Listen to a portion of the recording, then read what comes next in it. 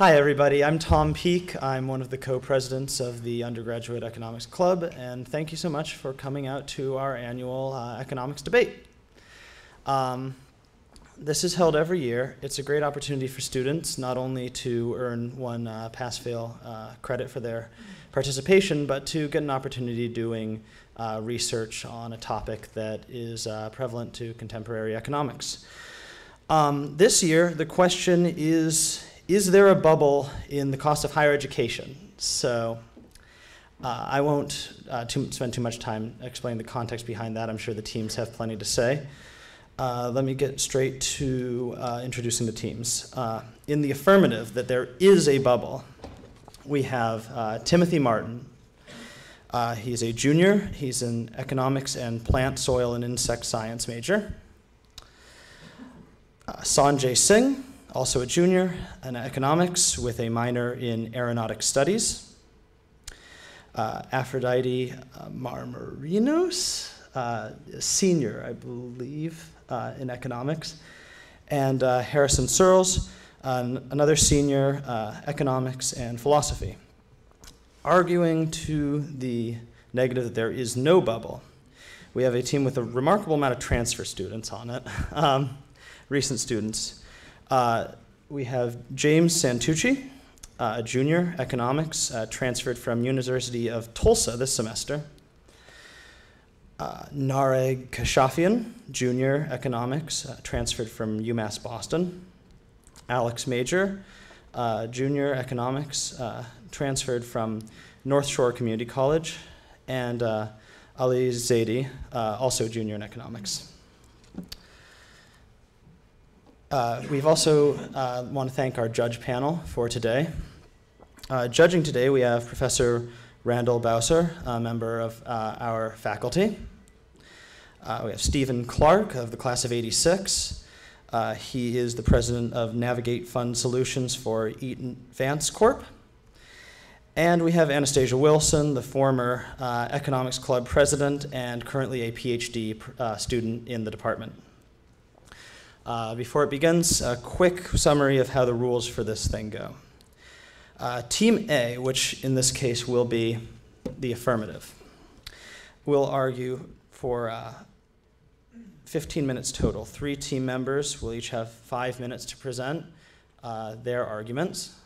We'll then switch over, and Team B, the no bubble team, will do the same, 3 members, 5 minutes each. There will then be a quick break while they confer and take in the other side's arguments. After that, Team B will do a rebuttal. 3 team members, particularly a different 3, each getting 3 minutes per rebuttal for 9 minutes. Team A will then have the same opportunity. At this point, we'll open up questions to the panel of judges who will ask both teams questions until they feel satisfied, at which point the debate is over and we'll decide a winner. So that's all I've got. Best of luck to both teams, and we can get started.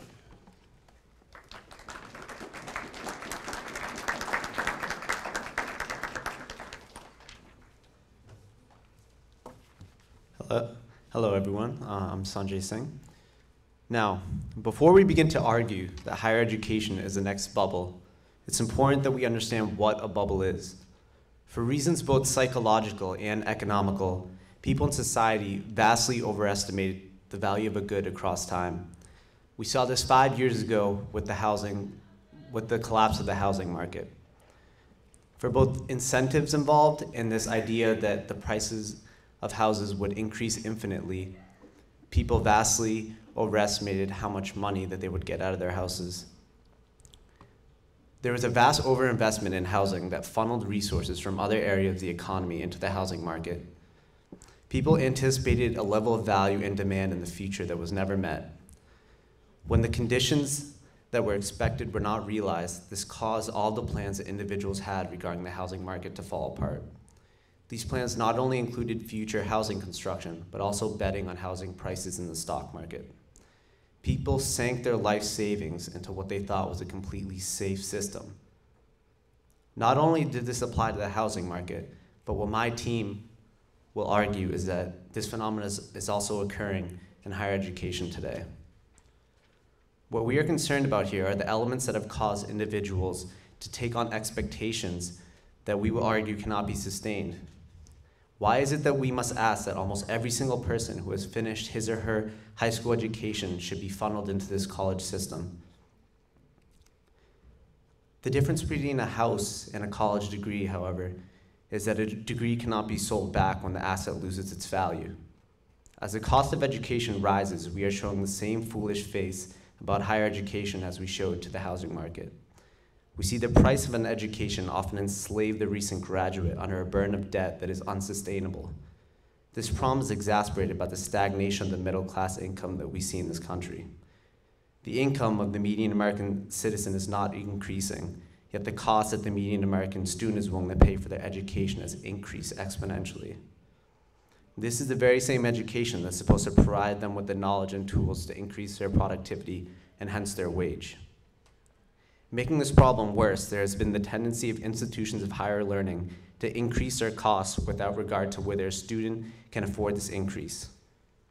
As you see on the graph over my shoulder, between 1980 and 1990, there's little increase compared to the rest of the graph, and that's a 10-year span.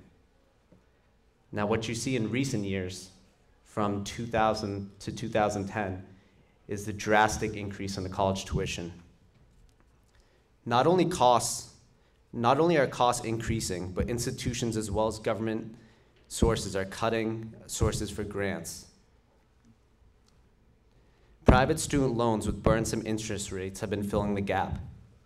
Now, what you see here is the top line is the percentage receiving federal grants with the recent decrease, while the bottom line is the recent pickup in percentage of students who are taking out non-federal loans, usually with burdensome interest rates. By making student loans readily available, colleges are able to increase tuition without having to suffer from students not being able to enroll. However, students are often blind as to how onerous these loan contracts will really be for them in the future. There are no credit card checks made for government student loans, and the stipulation, these loans are almost impossible to discharge, even in the case of bankruptcy or financial hardship. Now, this is a very real problem, one that cannot simply be swept under the rug. We must face the grim fact that so many students are mortgaging their future in the hope of attaining education that will benefit them and allow them to attain a high standard of living in their life. However, this hope simply cannot be reconciled with the reality of contemporary higher education and instead can only come to be dashed upon the rocks, just as the hopes of those who bet their futures on their houses not so long ago. Thus, it is imperative that we explain why this is. Why are students flocking to college in such high numbers, even when it seems that they will be able to benefit so little from it? To answer this, we must avoid simply talking about the rate of return on a college education, and instead must look at the institutions of higher learning themselves and how they guide the choice of students. Thank you.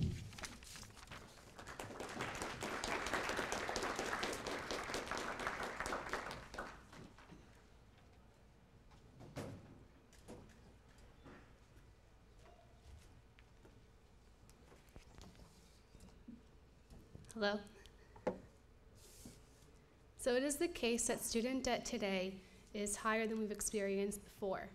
Just last year, students borrowed $117 billion in federal loans alone. And overall, this number has reached over $1 trillion, overtaking credit card and household debt. Unlike other consumer credit products, student debt has kept growing at a steady rate.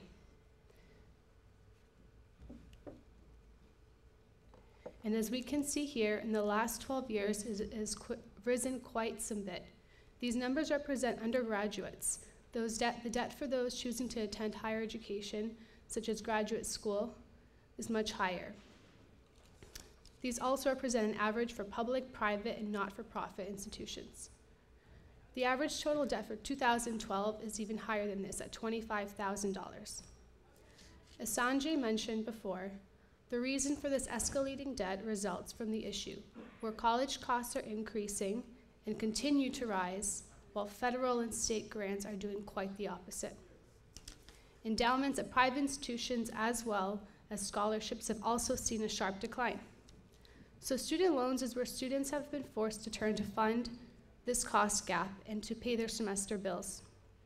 Federal loans are readily available and do not require credit checks nor the assessment of whether the student will be actually able to pay it back. Now let's discuss the rise in these college costs. Is it a direct result of inflation? Well, in the last 30 years, inflation has gone up 160%, but tuition costs are up 750%. Does this mean that the actual quality of education has risen? Sure, we've seen some new buildings and facilities come out of this money, but colleges don't use typically most of this money in the actual classroom. Statistics also fail to show any direct correlation between the rise in tuition and a rise in the actual quality of an education. Now, looking at education as an investment, this asset has not only risen in cost, but the rate of return on this asset has also seen a decrease. In order for students to be able to successfully repay their loans, the rate of growth in the loan that has to be repaid should be higher than the rate of inflation. And so students have to ensure that their incomes grow enough to pay that additional part back. But this is certainly not the case, as poor job prospects and stagnant wages in the markets is what students face. Even worse, statistics show that in this economy, graduates who are able to find work are actually earning less than expected. For those who are able to find work in their fields for one reason or another, the pressure to make debt payments may cause a student to take on professions they did not actually study, which can lead to a loss of future income with the inability to begin a proper career. Even so, many students simply cannot make the money needed to repay their loans and are forced into default. Default rates are certainly increasing, as can be seen here.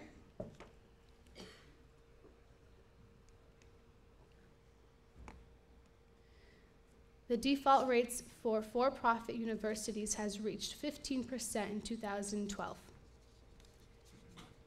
Okay.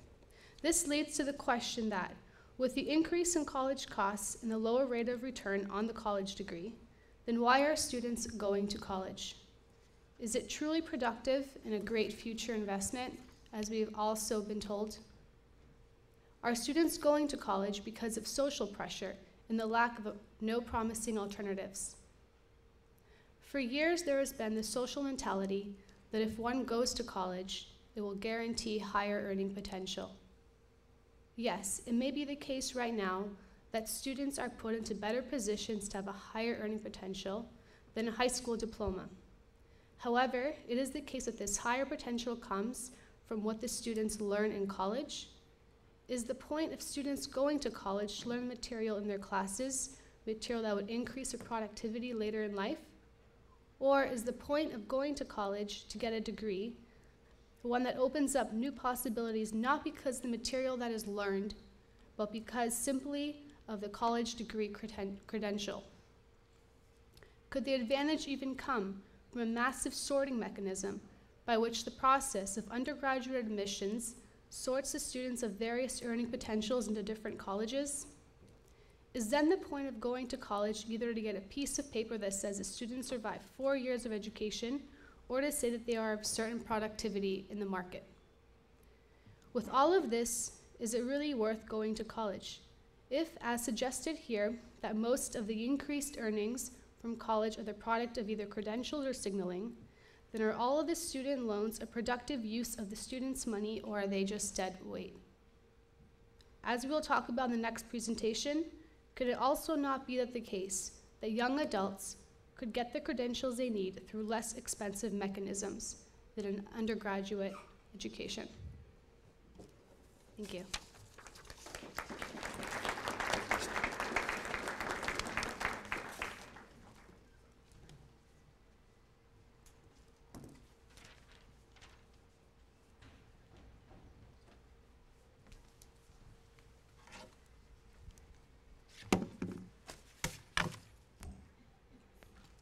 Good evening. One of the most dangerous influences that the institutions of higher learning have had on the entire situation is that they have made themselves inevitable. For pretty much every student in high school, the question is not, will you be going to college because college will benefit you, will allow you to have a better career in the future. It is not, is college truly what you need to become better in your life? Rather, the only question that is asked, especially for middle-class students in high school, is what college are you going to? What is so dysfunctional about this is not that there are high schools out there that focus on preparing students for college. There are a lot of students out there who need to be prepared for college, who college will benefit them in their later lives. However, it is no longer fathomable within the educational norms that we see in American education for a middle-class student to decide, you know what, higher education is not for me. I'm going to go into a career in which I don't need to know calculus or chemistry. I'm going to go into a career in which the next 4 years of my life are best spent getting practical work experience. That is not even really fathomable anymore. Indeed, to do that would be an immediate hit to their standings in society, because no longer will they be in a class in which they have similar traits with the people in front of them. Rather, they'll be in the class, they'll be in the only class which does not have bachelor degrees, which is the lower class. So there's that social pressure bringing them to college.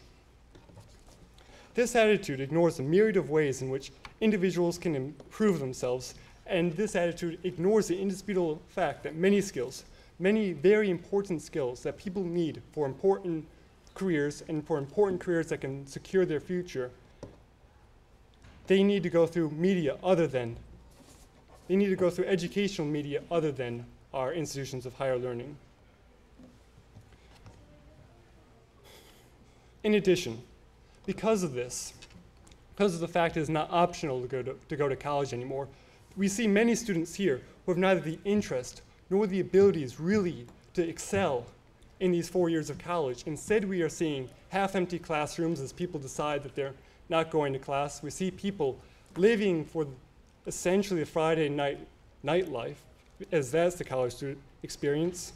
And we see students who are barely passing their classes and are using this as 4 years of leisure. We shouldn't blame them, because they are not within an environment in which they're bettering themselves. They are in an environment that is meant for certain things and are not meant for other things, and that we are not realizing that there are some things which college is good for, but there are other things which college is not good for. See this graph.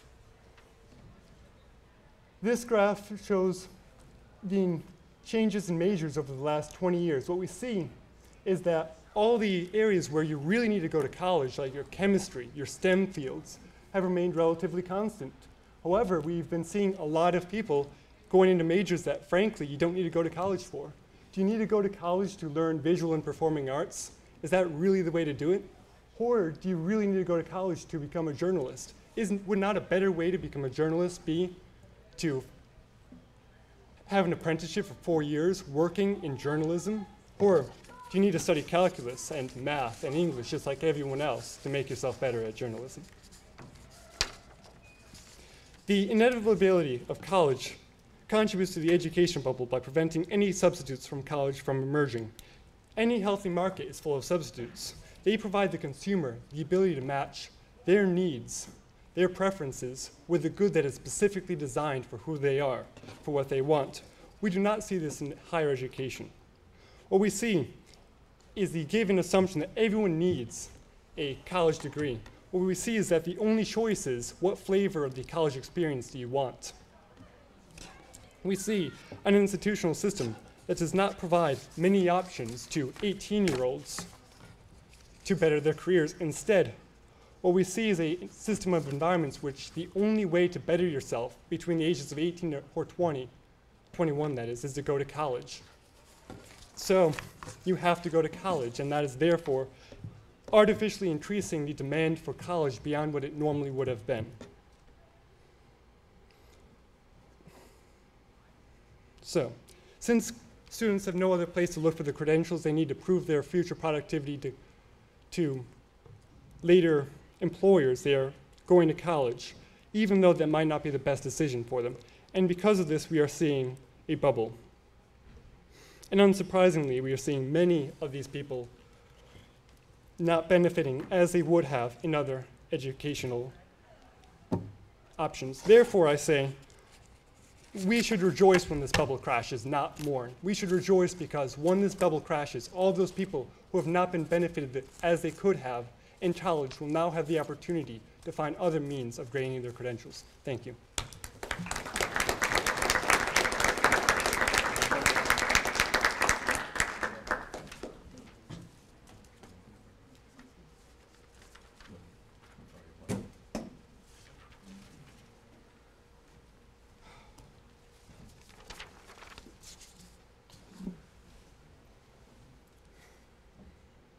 Is it on the laptop, or do you need a flash drive?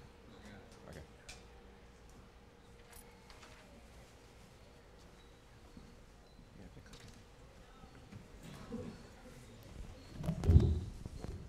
Sorry. I'm James Santucci. I'll be starting things off for the con side. Are you set to go? Great. When we look at people in the market, we see two really prevalent types of behavior. One of these is consumption-oriented, and we can describe it as commodities to money to other commodities. If you're a commodities trader, you see this as a value-creating transaction, but for most people, it's of the form labor to money to things they need. On the student investment side, investing assumes that the money in the middle of the flow will be greater with an education than without. The quality of the labor commodity with which the student goes to market changes. One reason bubbles occur is excessive certainty or the underpricing of risk, and we don't see this on the student investment side. Freddie Mac had an online calculator that took inputs of monthly rent, monthly renter's insurance, yearly rent increase, purchase price, and appreciation rate to answer the question, am I better off renting? The calculator did not allow users to input a negative number for the appreciation rate. This oversight ossified the expectation that houses would be worth more in the future than they are in the present. If housing prices would always increase, it made sense for homebuyers to pay almost any price, finance with subprime mortgages. This percolated through the financial industry through a probability function that assumed that all mortgage defaults were unrelated, and that's how the housing market broke. This kind of certainty doesn't exist in the education market. A paper from the Georgetown University Center on Education and the Workforce, am I changing this? And the workforce shows that the return to college graduates in the form of wages has varied in the past and is currently trending downward. Wage crisis and lost generation rhetoric show that there is some awareness of this trend. However, the premium is still sizable. This chart from a Catherine Rambell post in the New York Times economics blog shows that the first quartile of college graduates make 1.57 times as much as the first quartile of high school grads, the median make 1.62 times as much, and the third quartile make 1.67 times as much. Wages have declined for everyone. The choice to go to college is not predicated on certainty that obtaining a bachelor's degree has a particular wage associated with it or on some delusion of insulation from major economic shocks, but is instead predicated on the belief that having the college degree is worth some value over just having the high school degree. And we see that since the wage premium continues to exist, even if the wages themselves have declined, that's a true belief. The other prevalent type of market behavior is speculative, or money to commodities to more money. This speculative behavior shows up in higher education through student loan asset-backed securities, or SLABs. Because of the mortgage-backed security crisis, everyone is terrified about SLABs, but everyone who's terrified about them has missed a crucial point. The housing and financial crises have already happened. In light of what happened with mortgage-backed securities, activity in all asset-backed securities classes has declined substantially, killing any accusations of a frenzy to hold on to the fad new investment. Major lenders have shown a willingness to respond to changes in market conditions. This response is noticeably different from what occurred during the housing crisis when major builders and investors completely ignored market conditions, like the number of houses simultaneously on the market or how many new homes needed to be built in order to accommodate housing demand. Under the College Access and Affordability Act, government insurance of student loans is likely to decline, and Sallie Mae met this announcement with an announcement that they would decrease the availability of student loans. So you see that these major lenders, and Sallie Mae is the largest lender in the country, actually respond to changes in the market that they're dealing with. Third, Ben Bernanke explains a situation in which banks find themselves on the wrong end of an information asymmetry. He writes, the easiness of credit in recession is illusory, as follows. Banks are not interested in the extending of credit per se, but in the probability of repayment. If borrowers have better knowledge of their own default risk than the bank has, then the familiar adverse selection mechanism makes the quality of the applicant pool, unobservable by banks, dependent on the loan terms offered. Under these circumstances, the loan market is cleared not just by interest rates, but by other dimensions of the transaction, such as loan size. A sensible strategy for the bank may well be to set a low interest rate and to limit loan sizes below what borrowers would like. While few student borrowers would argue that banks are setting low interest rates, we do see banks limiting access to larger loans. Where federal law prohibits lenders from lending to anyone with a current delinquency of 90 days, banks have been looking further back. According to a report from the Iowa Student Loan Liquidity Corporation, banks have been looking at up to 5 years of data and rejecting all applicants about which they have any uncertainty. They are so information-starved about borrowers that they are seeking whatever shreds of information they can find in timescales 20 times longer than their federal requirement. Where underpriced risk or excessive certainty would predict reckless lending, we see instead caution in reaction to changing conditions. Third, Standard & Poor's, which gave the first tranche of mortgage pools a AAA rating right up until the end, and the tranche determines your repayment order on grouped asset-backed securities, has already downloaded the first tranches on student loan asset-backed securities from AAA to AA+. This shows again that there is some awareness that there is risk associated with these assets, that people are behaving rationally, that they're reacting to trying to manage these assets in a reasonable way instead of just investing blindly, and that we don't have a bubble.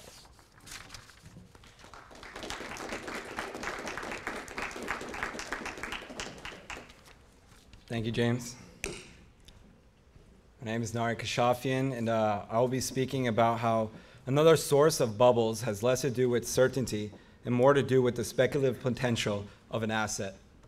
The important characteristics are expectations that M prime is much greater than M, and that the asset holder will be able to sell that asset quickly when the price is at an acceptable level. An example here is a Dutch tulip bubble. Individual tulip bulbs at this time were traded for an asset ranging in value from 2 laths of wheat, 4 of rye, 4 fat oxen, 8 fat pigs, 12 ox heads of wine, 4 tons of beers, and the ship to carry them. This was the entire cost of a tulip bulb. Because tulip bulbs were small and easily transportable, the market hummed and continued to hum until the expectations changed, or until someone realized she was about to give up her entire real estate for a flower. Once she realized her error, it made sense for her to, Once she realized her error, it made sense for her to accept that M was greater than M prime. But with everyone coming to the realization that tulip bulbs were overvalued at the same time, the price plummeted and M became much greater than M prime. As investors accepted whatever they could just to get out of the tulip market, the last condition, M being much greater than M prime, is a burst. It's important to realize, though, that M being much greater than M prime is only a problem in situations in which it's possible to get out of a market. People aren't holding higher education degrees in their portfolios on the assumption that the value of the degree is about to appreciate significantly. They're holding these degrees because education qualitatively changes the type of labor commodity they can sell in the market from only unskilled labor to either skilled or unskilled labor. Exchanging either of those for money doesn't decrease the quantity of labor the seller can sell at a later date in the same market, except in the abstract sense in which we think that time as a limiting scarce quantity. What's important is the ability to seek out a higher education, wage, which accepting a lower price. The flexibility ensures that temporary decreases in wage for everyone would need not to be an indicator that college is no longer worth it, and instead ought to encourage college attendance, since the opportunity cost is foregone wages while in school is decreased. The other end of the transaction is the transmission of new expectation regime, that M being much greater than M prime, to the market. Trading must occur as high frequency in order to transmit the information via the price mechanism before expectations change again. Since education isn't something strictly speaking exchange, that's not really possible on the student investment side. It's impossible to panic sell an education. No matter what wage an educated worker has to accept in the short run, she retains the degree. This detail has 2 important advantages. The first, that she can continue offering a specialized product on the labor market while she's seeking higher rent for it. And second, that as in the current crisis, she is more likely to be able to rent her labor. Data from the BLS current population survey show that while some college no degree does not significantly improve its students' population survey, show that while some, does not significantly improve a student's chance, I just lost my place. Degree does not significantly improve its students' chances. An associate's degree is worth 2.6 percentage point of employment relative to a high school degree, a bachelor's degree 4.5%, and a master's and higher degree even more still. We should take another look at SLAB's side though. If we think irrational exuberance is a risk, we should start by establishing plain exuberance. High-frequency trading is a critical condition. During the Dutch tulip bubble, individual bulbs change hands hundreds of times. Since real estate changes hands with transfer of a piece of paper from one person to another and house flipping is well established, we know that real estate also has the potential for high-frequency trading. And nowhere is high-frequency trading more apparent than in the financial market. In 2007, the New York Stock Exchange Euronext, a leading global operator of financial market and provider of innovative trading technologies, including many of the other over-the-counter financial derivatives involved in the most recent financial crash, reported 1.2 million transactions, representing $102.4 billion of cash equities each day. Compare that $102.4 billion each day to $1.3 billion this year between January 1st to March 28th. An average daily trading volume that's only $14.75 million, or 1% of 1% the daily trading value on Euronext. Even the entire asset-backed securities market, dominated by auto loans, ABSs, and by the way, not slabs, has only had $33.7 billion of volume this year, for an average daily trading volume of $383 million. Not to call a $14.7 million daily secondary market anemic, but the size of the slabs market doesn't seem to reflect bubbly inflation and capital flight to financial innovation. Second, the slabs market is well divided between two types of slabs, guaranteed and non-guaranteed. Guaranteed slabs have value as a speculative asset and may show up in the portfolio of high-powered Wall Street traders. But one of the major slabs market is guaranteed slabs and pensions. These have much lower rate of return, only a 50-point premium over the London interbank loan rate, but provide a stable rate of return to people who are more interested in reliability than making a ton of money.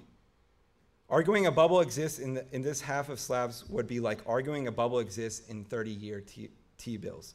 Despite all of this, we do concede that college is incredibly expensive and the primary student loan market is huge. The next constructor will explain how that can be a case without defaulting to, well, it must be a bubble.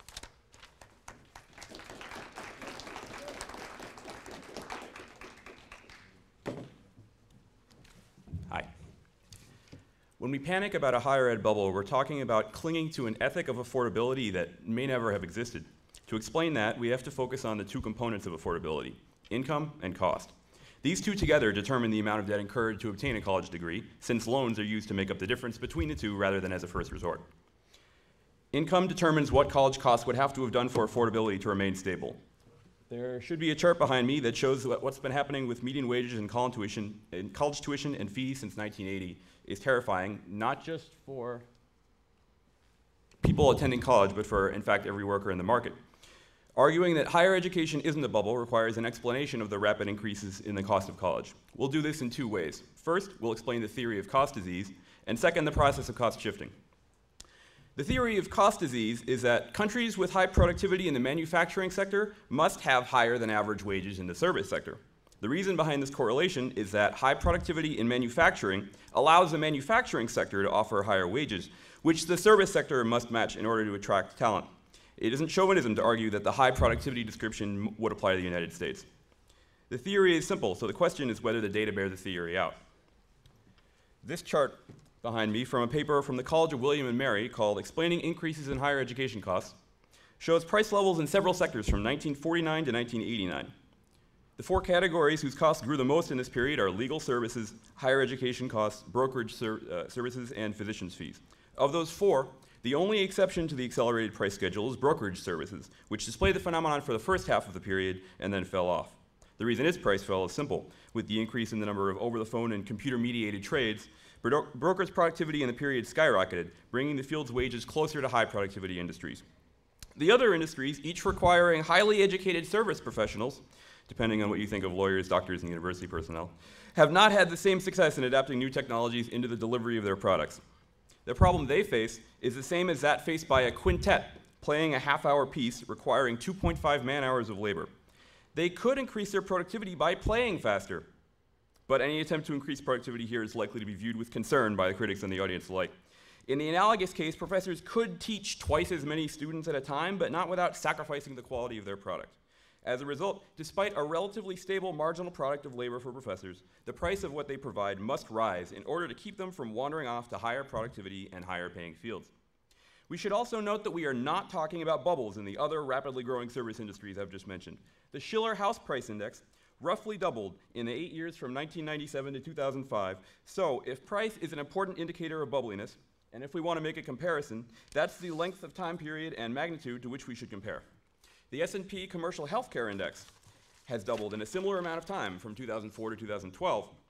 But a LexisNexis search of mentions of healthcare bubble, healthcare cost bubble, or medical fees bubble returned 7 total results in news coverage, none of which actually claimed a bubble existed in healthcare.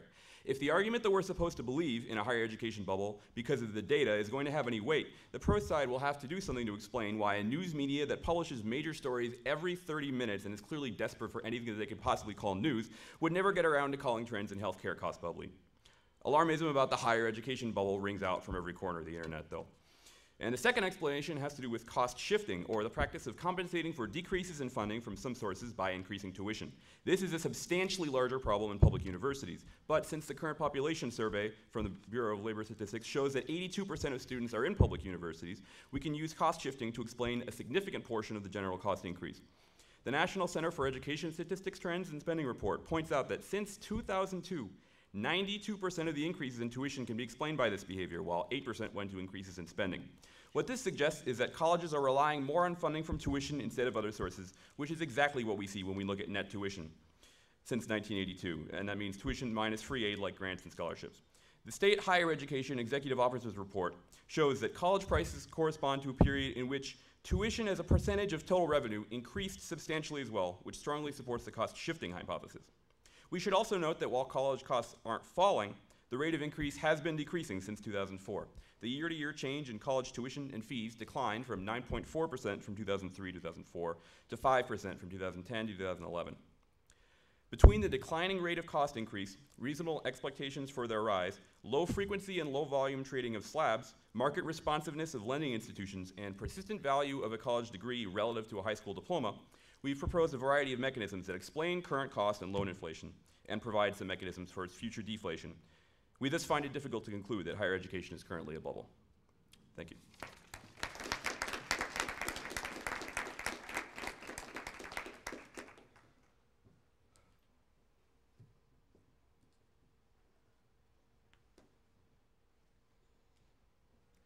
Hello, everyone. My name is Laura Molyneux. I'm the other co-president for the Undergraduate Economics Club.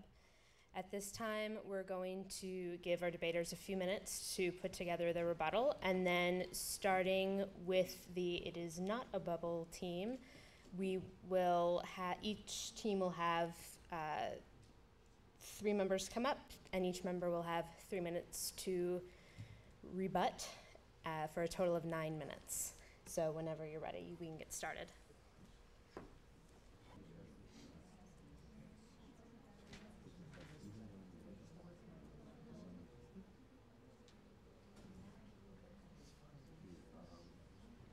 Great, we're all set. Yep. Wonderful. I'm just gonna cover the things that Sanjay was talking about, just kind of in the order he said them in general. Starting with the first thing he said, which is the definition of a bubble, which is vastly overestimating the value of an asset over time. we covered, or rather I covered in the constructive that I gave, that we're not talking about a particular value when you're talking about the decision whether or not to invest in college. You're talking about a wage premium.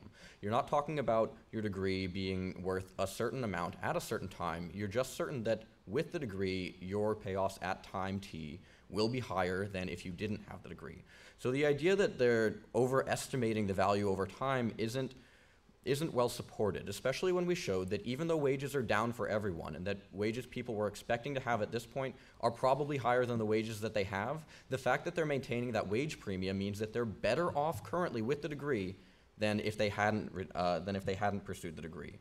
This shows that the idea of overestimating the value of the degree, it can't be measured in its total dollar amount over time, or the idea that perhaps people are realizing lower value, but instead needs to be measured in the wage premium category. And we've shown that that's fairly stably on our side. Second, he mentions that the degree can't be sold back, and this is awful, so people don't have any way quickly to get value out of their degree. That's a good thing. When we talked about the inability to sell back the degree, that means one of the benefits that we mentioned, I think, in Alex's speech, is that you can seek higher rent on the degree while maintaining it. And at no point do you lose your degree and your ability to seek higher rent on it. Once you sell a house, it's gone. You have alienated the commodity, it's never coming back, and you're never getting any more money out of it. With a degree, though, once you have a job, you can use your job connections and your education that you've gained, and you can use those to make more money at your next job. You're not going to make more money the next time you sell your house, the same house at least, because you only get to sell it once. So the fact that you can't sell the degree back is actually an important point in our favor. Third, he talks about the stagnation of middle-class income. Middle-class income has been rising at a pathetic rate, roughly 0.7% per year since 1980, according to Paul Krugman's figures, which he borrowed from the Bureau of Labor Statistics. If we're going to say that middle-class wages are the reason that college education is a bubble, then we have to look at everything as a bubble, because middle-class wages have actually lagged the CPI. So anything that is included in the CPI is also a bubble. That includes women's blouses and men's slacks. Until we start talking about a women's blouses or men's slacks bubble, I'm not too concerned about the stagnating middle-class wages argument. And then third, he talks about the availability of loans, which again were covered in my speech. What you see instead of these organizations just lending willy-nilly is that they're evaluating the rates, they're evaluating their likelihood of repayment, and they're choosing to decrease the availability of loans. That means fewer people go to college, and that's very sad because I really like college, and I think a lot of people should have the chance to experience this, but the lending institutions aren't behaving recklessly. Instead, they're reacting to the changing market conditions and are decreasing the availability.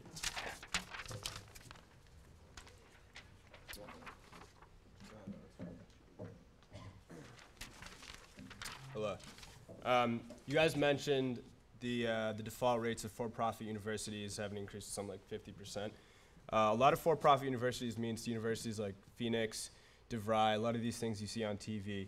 And the admissions criteria that they have are deceptive. You have bounty recruitment, you have admissions officers gaining money for each student, admitted into the university. And these universities don't really offer the return on investment that the universities that we see in the U.S. News and World Report and other institutions and the public institutions that we have across the country.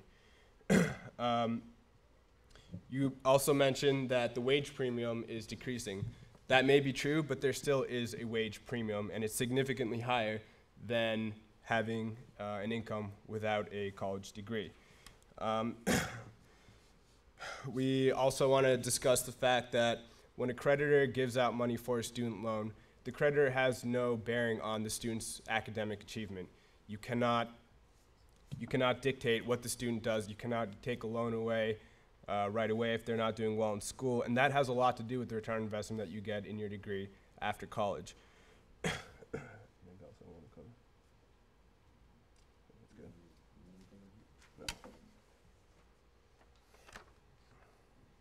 I think that's good. Thank you.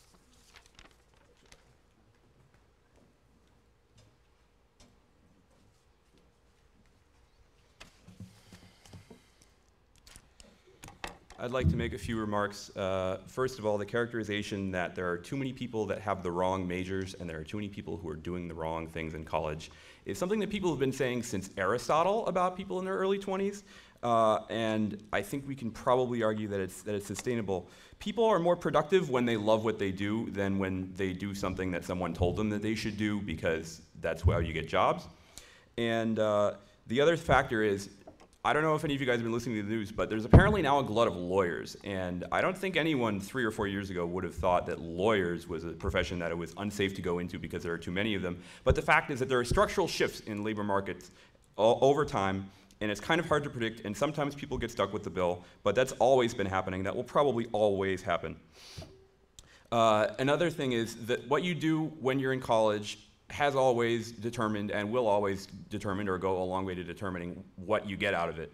There are people who party and who don't necessarily learn anything and who fail to make connections, but that's always happened.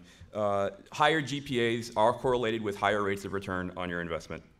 So I think what it comes down to is that there are all these arguments that involve people looking at the state of college as it is, that don't involve looking at what college was always like and how it will always be. And that's just a fact of life. People get different things out of it. So in any attempt to simplify it, we find that college is worth going to. But when we look at it, you know, with more factors involved, then sometimes you see people who win and who lose. And that's just something that always happens. Thank you.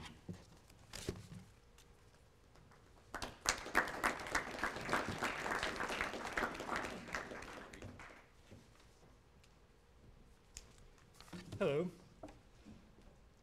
In his posterior analytics, Aristotle said that to understand something, you have to be able to talk about its causes.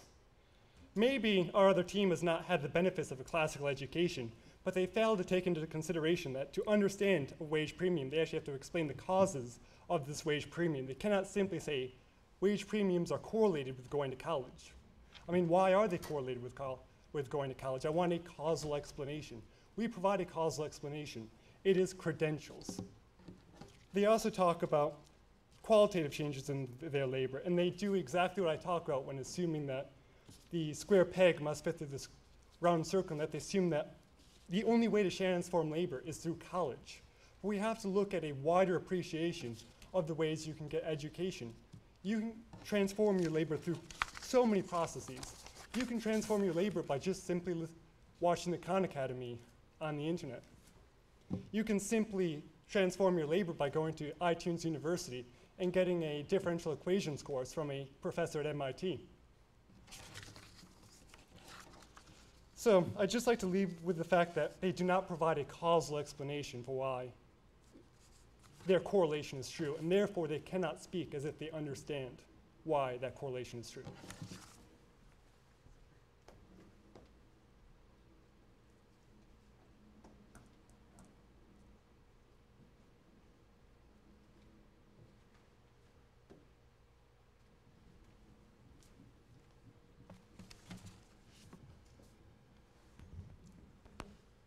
Hello, everyone. Another point that our opponents here brought up was that while Sallie Mae is decreasing the availability of their loans, I clearly brought up a graph that showed that private loans are picking up where they left off. Now, these private loans are a lot more dangerous than loans that you take out through the government. And the fact that there's a lot more private loans shows that even though private loans require background checks and credit checks, that many students are still going to private loans and that the numbers are still increasing. So that's not even counting the people that they had to turn down due to poor credit.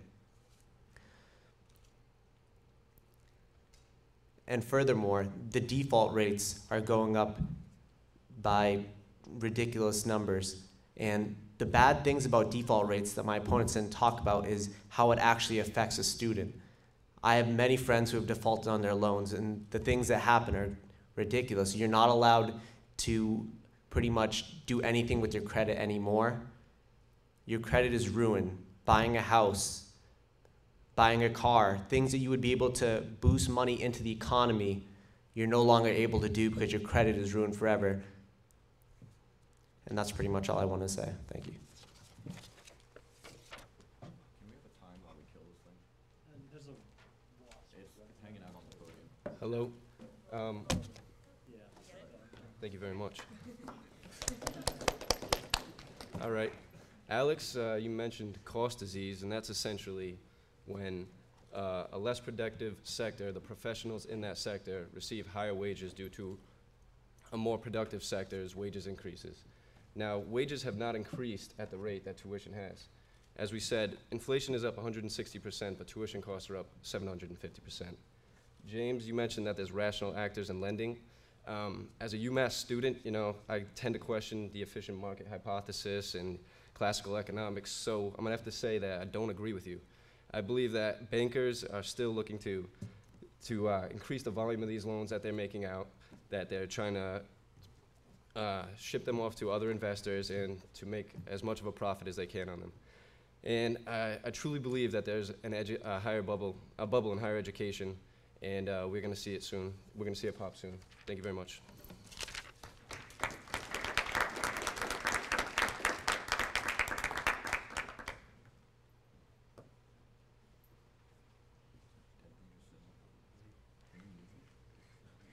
At this time, we're going to open up the mics for the judges to ask questions of either one or both panels.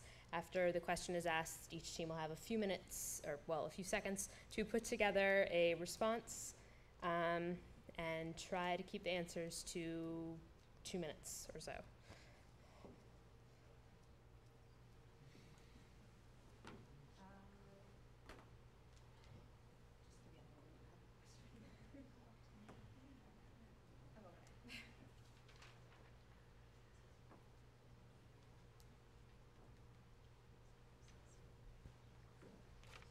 So I really have a question for just you guys, less so Team A. And it has to do with sort of you're presuming that because the way that these slab markets and the credit markets function, that it's rational and therefore there's no bubble going on. But I sort of want to present to you this figure that has been flying around, which is that for every dollar in default through the Department of Higher Education, they actually collect $1.22 back.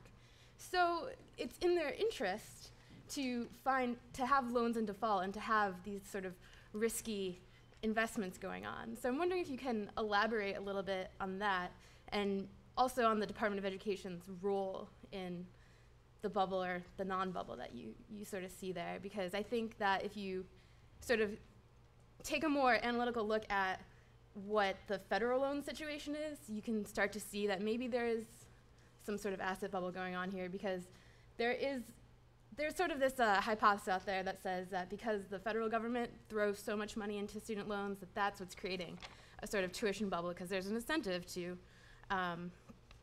have no risk in raising tuition and having more students enter higher ed. So.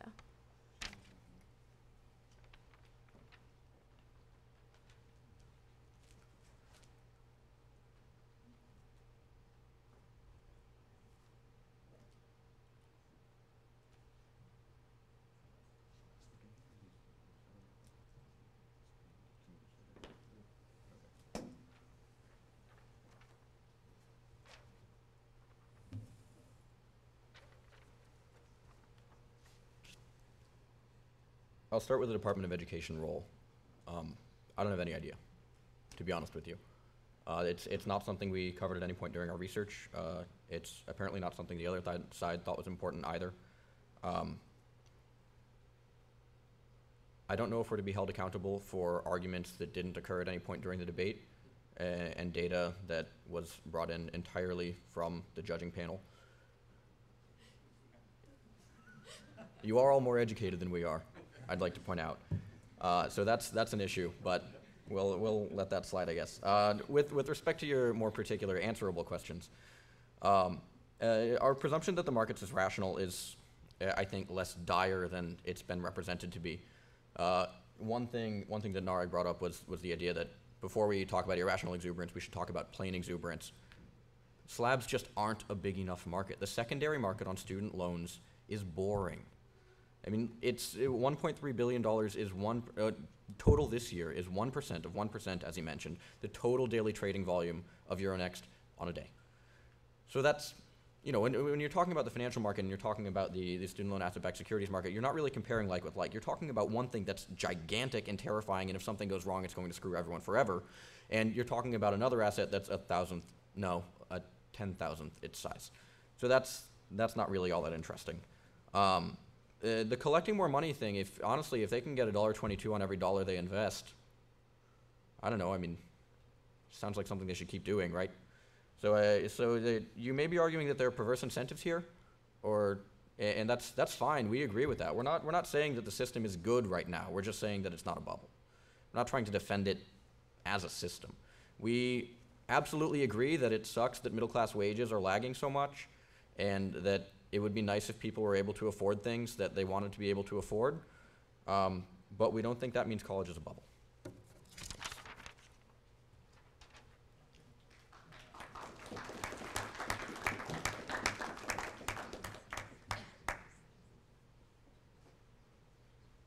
Well, speaking on behalf of the judges, I'm not sure if we're better educated or more educated or not. I will say I'm a graduate of the economics department right here, so to the extent I've completed my studies, I'm better educated, but you guys all seem like you're pretty together to me. So with that said, I have a question for the pro team, and that is, could you elaborate a bit on, you've contended that higher education is a bubble. Could you elaborate on what will cause the bubble to pop? And also, if the bubble does pop, what the alternatives to higher education might be that would emerge?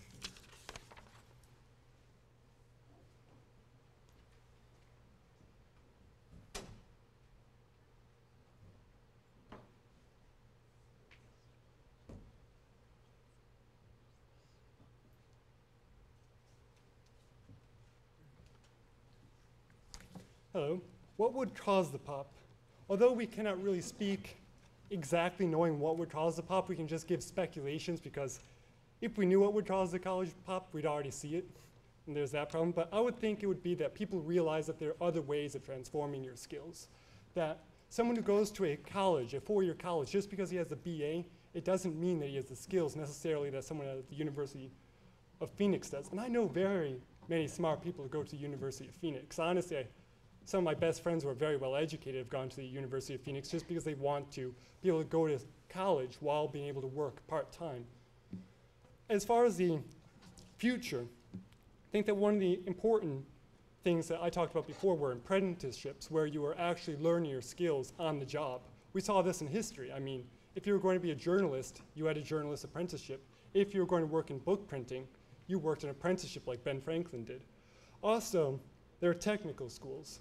Schools that might not be four-year schools, they might not even give a bachelor's degree, but you go there and learn a skill, a hands-on skill, while not studying your liberal arts like English, calculus, philosophy.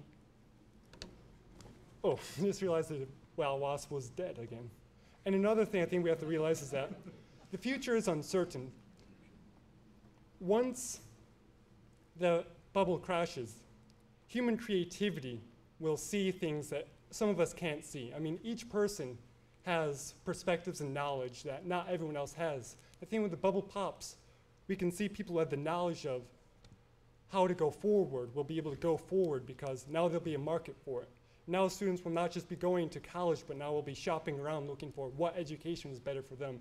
So I think we have to trust in human creativity at the end of this bubble. After all, our species is defined by its creativity. We lived and prospered for so long just because we can adapt to circumstances that no other animal can adapt to. And I think that when the bubble crashes, we'll be faced with a new opportunity to adapt to an ever-changing environment. Thank you.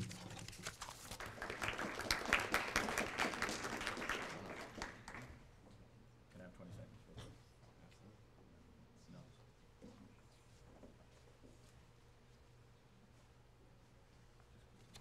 I guess my main question, or series of questions interrelated, is to both teams.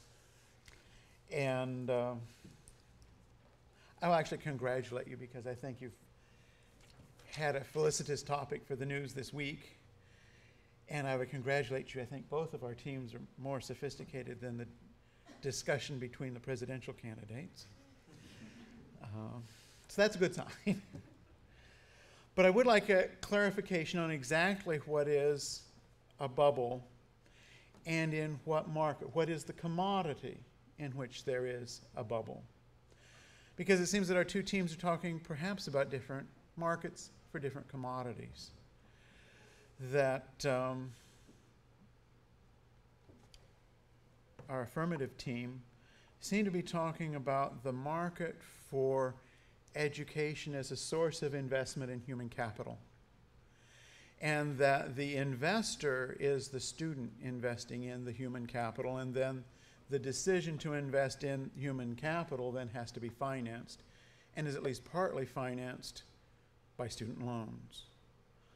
On the other hand, there also seemed to be a discussion of speculation in the market for secondary markets and derived debts, derived assets, based on those student loans.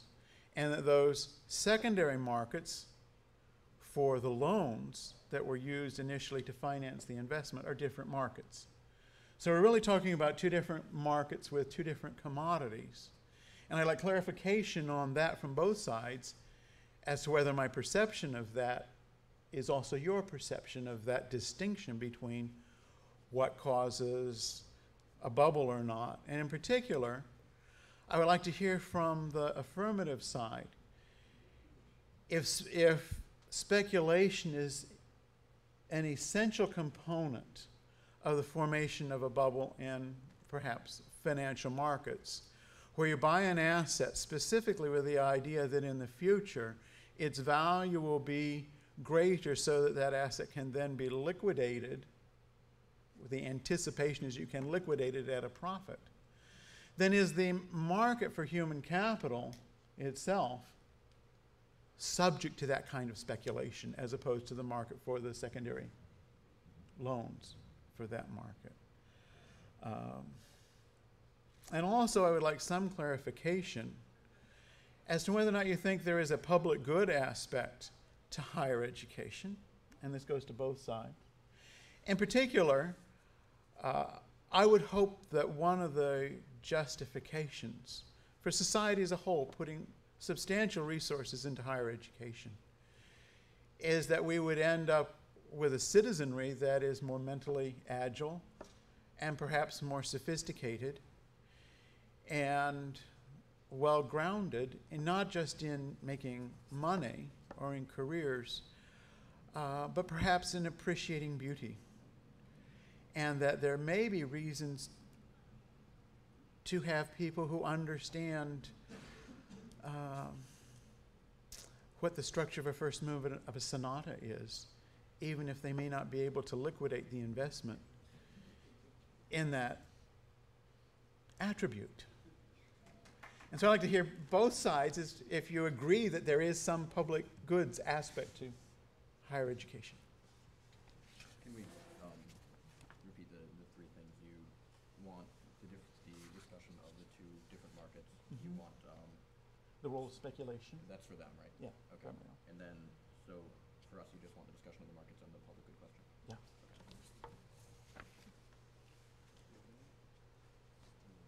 Can we split this in two? Is that an option? Yeah, sure. You're gonna have multiple people on. That was a lot of questions. Yeah, if you want to answer that part in like one person per question, that's probably fine. Do you want the first part of the public good question?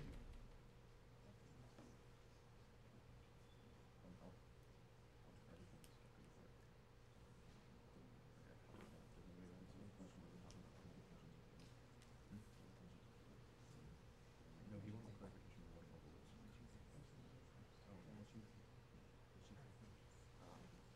I think he wanted clarification. Thank you.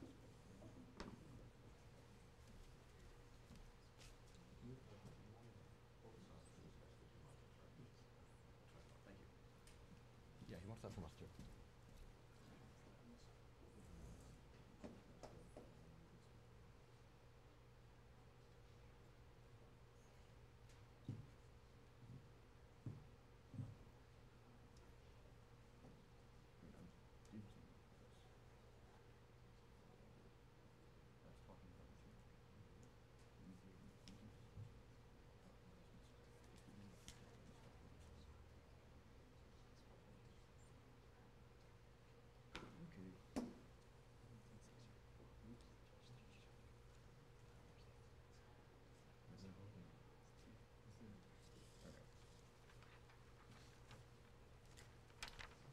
if the pro team's okay with it, I think we'll do, we'll start and then we'll take the first question, the two markets question, then you guys can take that one. Then we'll move on to the next question. Great. Okay, with respect to the clarification of the two markets, we did make an effort to talk about both sides. I don't know if the rhetoric stuck in anyone's head because it's fairly small and barely consequential, but we talked about the student side and the speculative side of a lot of the phenomena we were talking about. So, and one issue was there was a fairly heated meeting in February where we tried to decide exactly what we were talking about. I think Harrison and I wound up shouting at each other, and it wasn't pretty. It's very complicated to nail down what we were exactly talking about. So we did try to hit both sides, and we tried to be clear that on the speculative side you saw different things from on the student investment side, but that in neither case did you see bubbly phenomena. So if you'd like the specifics on that, we can cover those, or good? Sure. Thank you.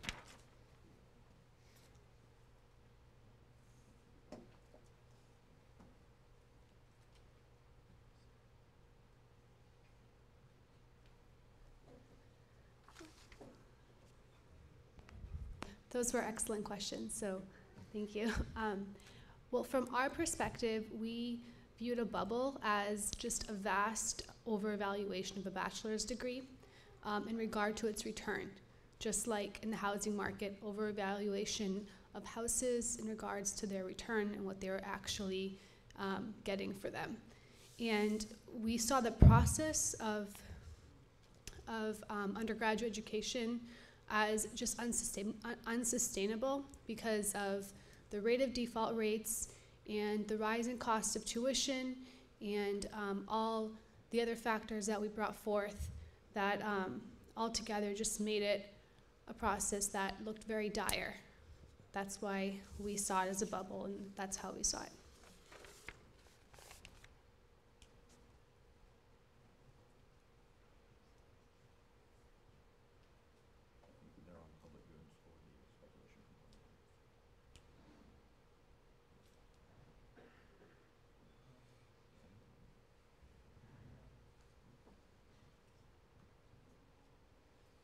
You guys have the is speculation an essential component question, at least if we're going in order.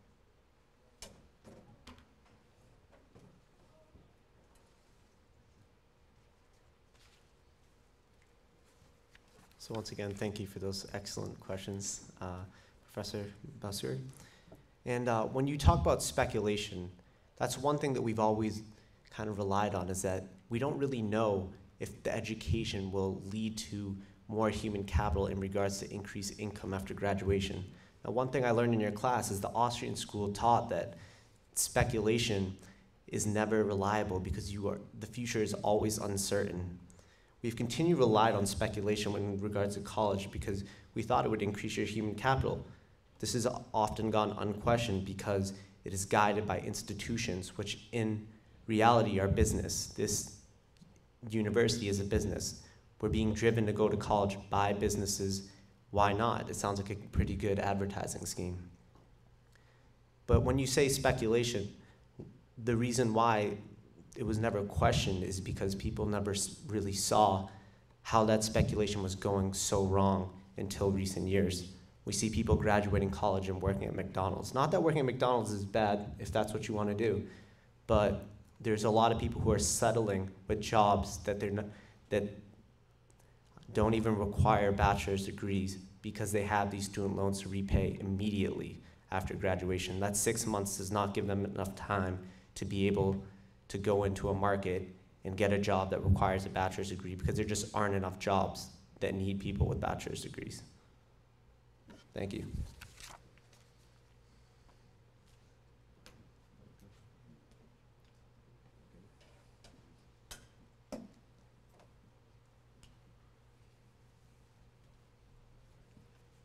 The other question was public goods and whether there's a public goods aspect to, for instance, having someone who understands the structure of the first movement of a sonata. We would say yes.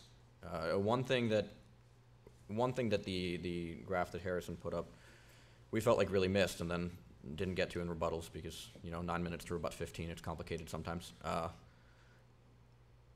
It's a very instrumental view of the universe. It's an instrumental utilitarian view of things that says if something isn't useful, it's not valuable. That's a dangerous way of thinking. I guess at least in as much as use in that universe is defined exclusively by monetizability.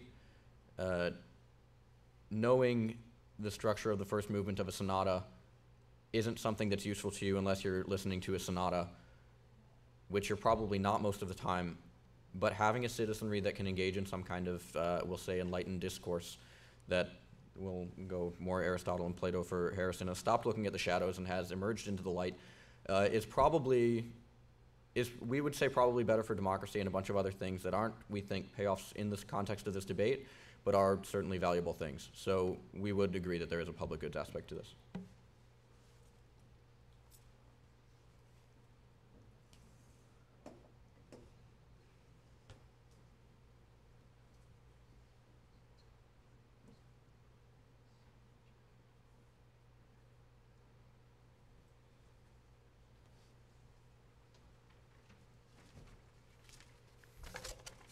To address the public goods aspect of the question, I think there are other means of providing this good.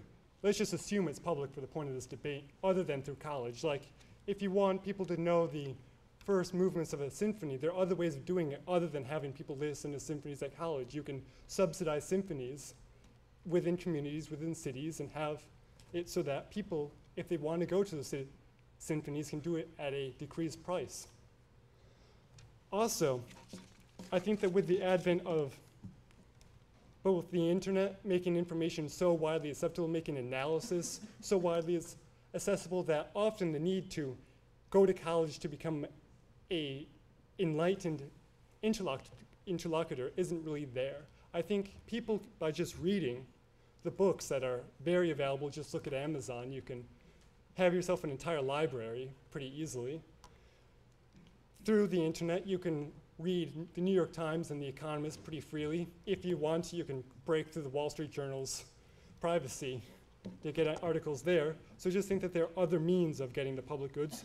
Furthermore, there also, will these public goods be supplied in other means through the state, like volunteering, people wanting enlightenment? I mean, isn't it not in the human nature to want beautiful things?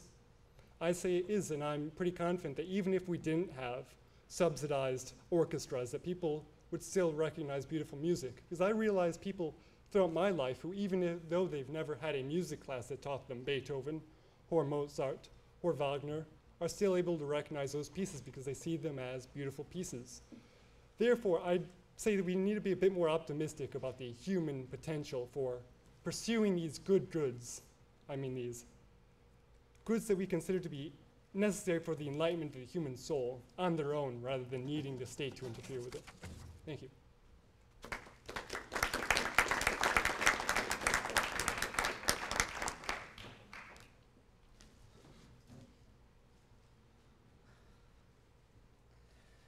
So once again, we'd like to thank our debate teams for coming out. We heard some great arguments today, and we'd like to thank the judges for showing up. At this point, the judges are going to confer and determine a winner. In the meantime, we have some awards for the teams, so we're going to pass these out. I see the WASP has been removed, so it's safe to stand up here.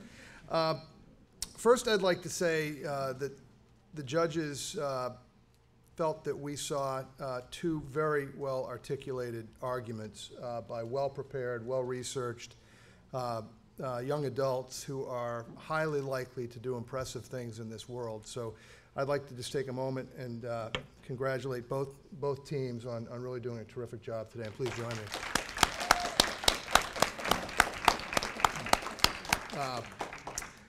And that said, after deliberations and consideration, careful consideration, the winner of this year's undergraduate debate is the con team. So congratulations to all of you. I see you have your T-shirts. And congratulations. It was a tough call because both arguments were well presented and really done so quite nicely. So Congratulations to all of you, and thanks for the audience. Thanks for being part of this. Thank you.